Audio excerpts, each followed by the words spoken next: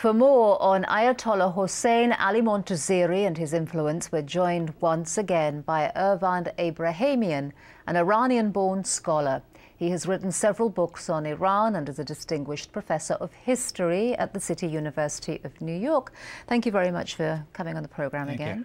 What is the significance of Ayatollah Montazeri's death? Well, he himself used to be very important under Khomeini. He was the designated heir. But ever since he's moved into the opposition, he's been more of a thorn in the side of the regime.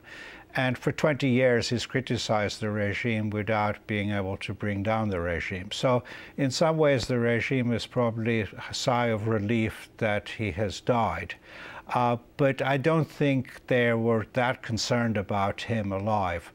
But the problem right now will be the commemorations for his seventh day from his death, because that's the seventh day is the mourning period for Shia Islam. That's a very significant day. That marks Ashura, which is a politically charged religious commemoration. Can you talk a little bit more about its significance for us? It coincides, it happens to coincide on the Ashura, which is the very holiest of the holiest day in Shia Islam, which falls next Sunday.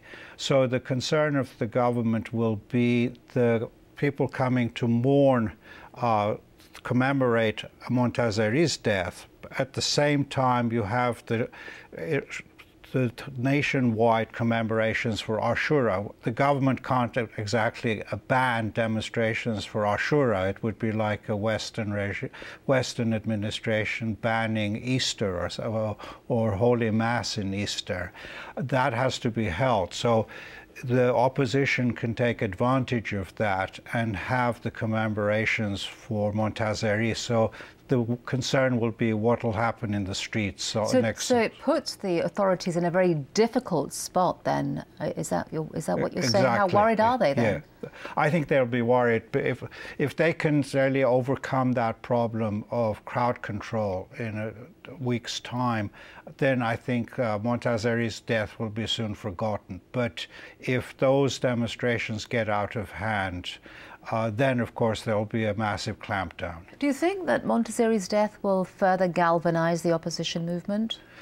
Hard to say, because, of course, he was important, but the new opposition is actually much more secular, talking much more about human rights and individual rights.